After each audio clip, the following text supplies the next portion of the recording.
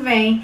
No vídeo de hoje eu vim contar com detalhes pra vocês qual foi a minha rotina de estudos durante o cursinho e todo o processo que eu fiz pra passar no vestibular. Esse vídeo é em continuação ao vídeo que eu postei algumas semanas atrás sobre como eu passei em medicina. Nesse vídeo eu falei no geralzão, tudo, desde quando eu entrei no cursinho até porque que eu quis medicina, como foi. Eu também deixei no meu Instagram uma foto pedindo pra vocês me deixarem perguntas ou temas de vídeos relacionados com medicina vestibular. E vocês também deixaram, então se você não me segue no Instagram, o meu Instagram é @estadosenrolada. Então me sigam lá, que toda vez que eu for postar algum vídeo sobre medicina ou que eu for gravar, eu vou perguntar pra vocês lá. E eu pretendo, depois de gravar alguns vídeos que eu estou em mente sobre o assunto, pelo menos eu tô com 4 em mente pra gravar agora, eu quero postar um por semana.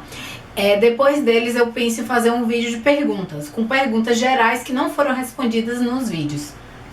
Então se inscrevam aqui no canal, porque vocês estão gostando do assunto, então com certeza eu vou gravar mais vídeos. É um assunto que eu amo falar, então é a profissão do meu coração, eu amo medicina, eu amo falar sobre isso.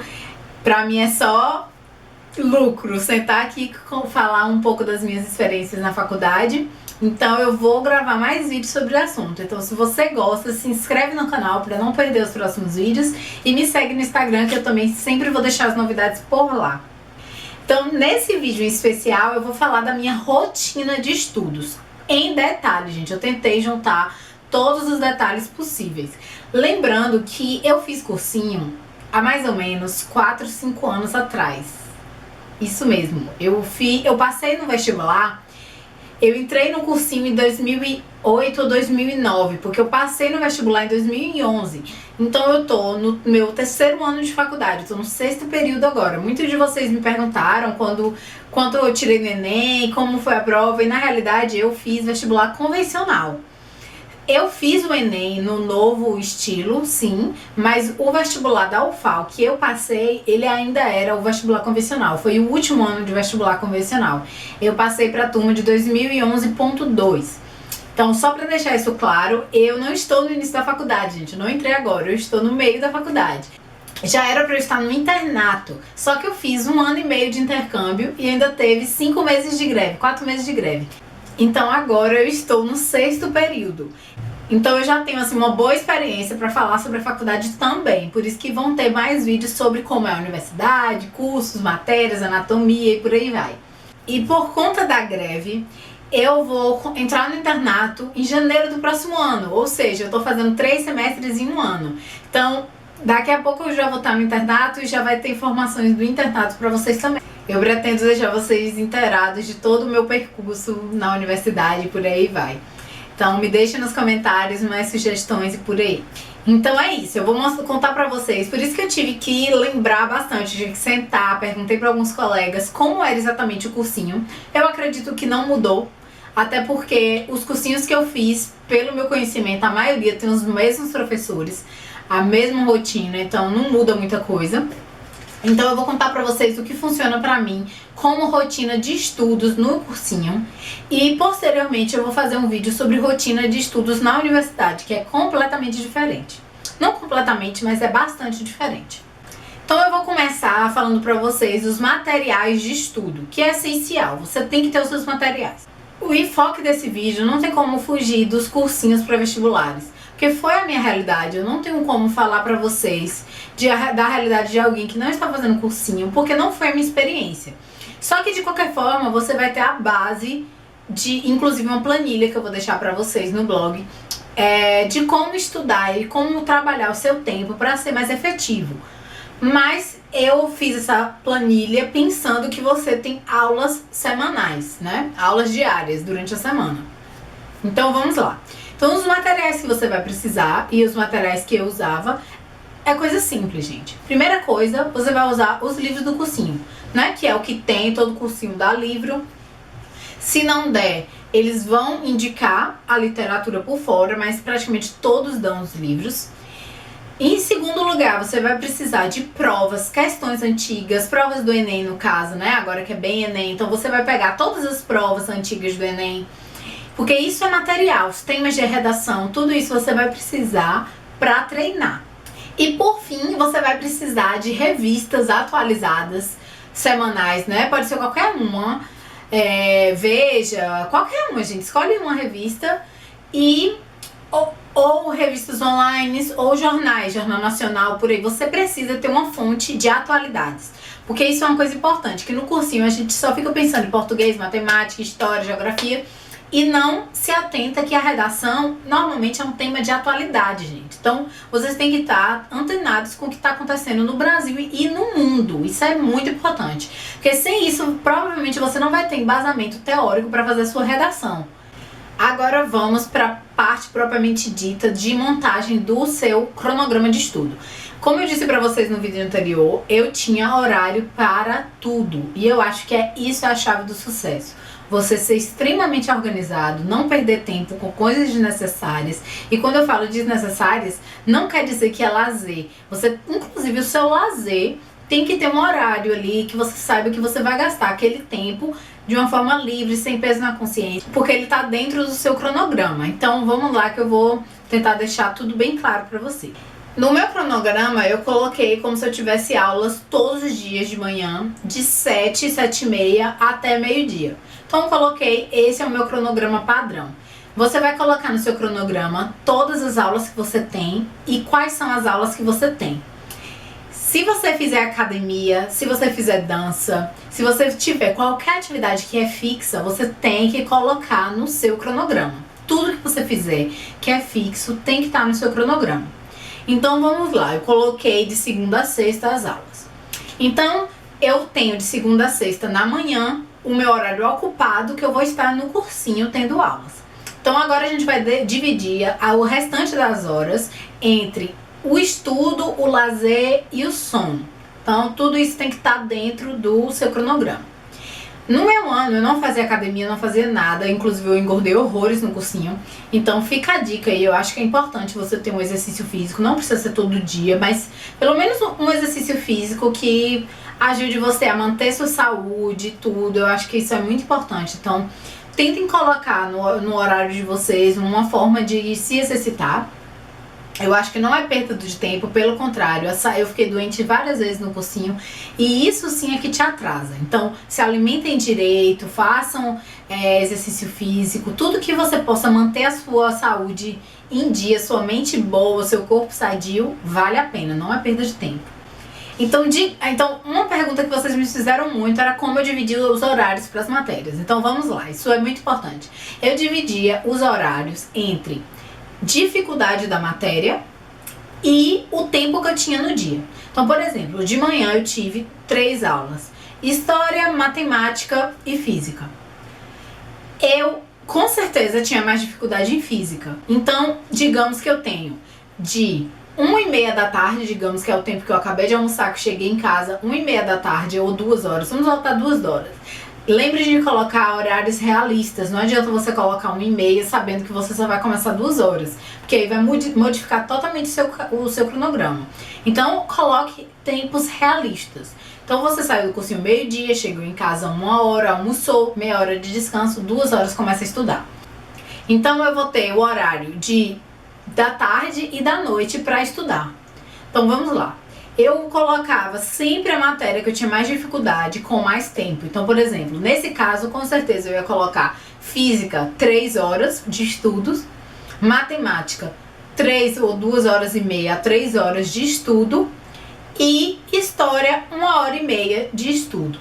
Nisso aí eu ia estudar, eu encaixava esses horários na noite, né? Eu vou deixar esse cronograma do jeito que eu idealizava no blog pra vocês, tá? E aí vocês vão poder adaptar, colocar as matérias de vocês pra ficar mais fácil e você já tem o seu cronograma. Então eu sempre fazia o quê? Eu colocava o horário mais meia hora. Então se eu queria estudar 3 horas de física, eu ia colocar no meu cronograma 3h30, que era um xixi, um lanchinho, alguma coisa. Mas eu tentava ser bem fiel a esse horário. Então, eu colocava de 2 a 5h30 física, né? 3 horas mais meia hora para xixi e um lanchinho. Quando acabava isso aí, eu deixava mais meia hora, que é um horário de descanso da minha cabeça entre uma matéria e outra. Então, digamos que agora eu vou retornar o meu estudo às 6 da noite. Então, eu colocaria de 6 a 7h30 eu colocaria história, pra ficar uma matéria assim, pra eu descansar um pouco a minha mente. Não adianta eu colocar física e matemática seguido, que pode ser que eu ficasse muito cansada e não ia conseguir aproveitar. Então isso aí vai de você, né? Tente colocar as matérias sempre mais difícil primeiro e intercale com a fácil, veja o que funciona melhor pra você. E aí eu ia colocar de 8 às 11 matemática. Então, fechava o meu dia 11 horas, eu desligava, eu tinha um despertador mesmo, né? Eu falei pra vocês, eu tinha um despertador, era meia-noite, mas eu não recomendo. 11 horas é um horário bom pra você dormir. Então eu colocava lá o despertador, ia fazer com um lanchinho e tal, e ia dormir. Então essa era a minha rotina do dia. Isso variava dependendo da matéria que eu tivesse, mas basicamente era isso. De segunda a sexta eu ia estudar a matéria que eu vi no dia. Isso ajuda muito, gente, porque você chega, você vai lembrar do que o professor falou, você vai chegar, vai ler no livro ali, já vai relembrar tudo que ele disse. Então você consolida o conhecimento muito mais fácil. Então eu super recomendo, isso super funcionou pra mim. Lembrando que nesse período eu intercalava o meu lazer, né? Eu diminuía 1 hora ou outra se eu precisasse de lazer. Por exemplo, toda segunda-feira eu ia pro cinema, como eu falei pra vocês. Eu saía do cursinho, pegava a sessão das 1 a 1h30, assistia meu filme, acabava, ia pra casa e começava a estudar. Então isso estava no meu cronograma. Vocês não podem encarar um lazer que seja vocês têm que, como eu disse pra vocês no outro vídeo, vocês precisam ter uma válvula de escape. E para essa válvula de escape não ficar como vagabundagem ou assim você perdendo tempo, você encaixa ela no seu cronograma. Então você vai estar no seu cronograma o seu horário de lazer. Vai estar ali que você quer um cinema ou 1 hora para uma leitura ou assistir a novela. Não importa, gente. Vocês têm que escolher alguma coisa e coloque no seu cronograma e respeite esse horário de lazer como você respeita o horário de estudo. Porque ninguém é máquina, ninguém é robô. Isso ajuda você a ter sanidade mental, a você descansar um pouco a sua mente para voltar ao estudo. Acredita em mim, isso é muito importante. 1 hora de uma novela ou de um filme que você tenha assistido vai recarregar suas baterias e vai deixar você mais disposto e mais feliz para continuar estudando. Sério mesmo, respeitem o horário de lazer. Não tô falando pra você fazer todo dia, mas assim, escolham alguns horários estratégicos, alguns dias estratégicos pra ter um lazer. Super válido. No sábado, como eu falei pra vocês, eu tinha 2 coisas que eram diferentes. Alguns sábados de manhã eu tinha aula. Se eu tivesse aula, eu ia pra aula e ia estudar a matéria no sábado à noite. Porque todo sábado à tarde eu tinha aula de redação ou eu tinha o grupo de estudo, o grupo de resolução de questões. Normalmente o que a gente fazia? Eu consegui juntar um grupinho com as pessoas maravilhosas, foi ótimo. Então no sábado à tarde, o que a gente fazia? Eu chegava, tinha aula 2 horas mais ou menos de redação. Depois disso a gente juntava para responder questões de física, dependendo. Normalmente eram questões de exatas, né? A gente respondia essas questões durante a semana. Por exemplo, na segunda-feira eu estudei física, então eu respondia as questões. E no final de semana a gente ia tirar dúvida, ia levar as questões que não conseguiu responder. E a gente fazia isso em grupo. Era ótimo, porque aí depois disso a gente ia comer alguma coisa, sair pra uma festa ou beber alguma coisa. Então era bem legal, porque era um grupo de estudo, mas não era pesado, não era aquela coisa eu sentando na minha casa sozinha para estudar. Então foi uma ótima tática pra crescer, né, aprender, e em grupo a gente se movimenta mais rápido, a gente tira mais dúvida, aprende mais. Foi ótimo e era uma válvula de escape também, porque era sempre divertido. Então eu super indico se você conseguir achar um grupo de estudo que realmente funcione. No sábado à noite, normalmente eu já estava cansadíssima, né, da semana. Nem sempre eu estudava, eu deixava assim, de 9, de 8h30 em diante, eu não fazia mais nada de estudo, nada do tipo. Era a noite pra eu assistir um filme, pra eu ler um livro, ou pra eu dormir mais cedo, pra aguentar a semana, né, porque durante toda a semana eu dormia muito pouco, pra resolver os afazeres da casa. Então era um horário extra, né, extra assim, que dependia da semana, eu ia preencher com alguma coisa. Já o domingo não, já era um dia assim de estudo também. Eu acordava cedo, estudava de manhã. E eu usava o domingo como...